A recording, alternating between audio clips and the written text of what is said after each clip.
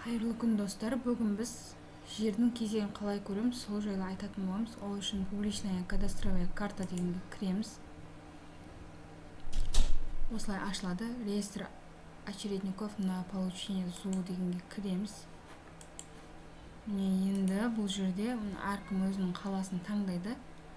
Бізде Алматинская облысының флажок таңдайсыздар. Флажокты басып кіресіздер. Район, қай жерде тіркелдіңіз, сол район таңдайсыздар. Талкарский район, село Тұздыбастау.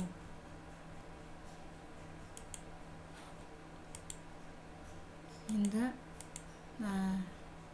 аты жөніңізбен іздеп табамыз өзіңізді. Найти. Міне. Өзіңіздің очередіңізді осылай көрсеңіз болады. 3345 очеред. Заявка берген күніміз.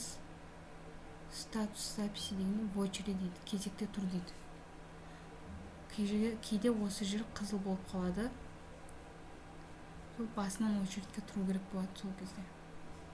Осылай өздеріңіздің кезектеріңізді көрсеңіздер болады.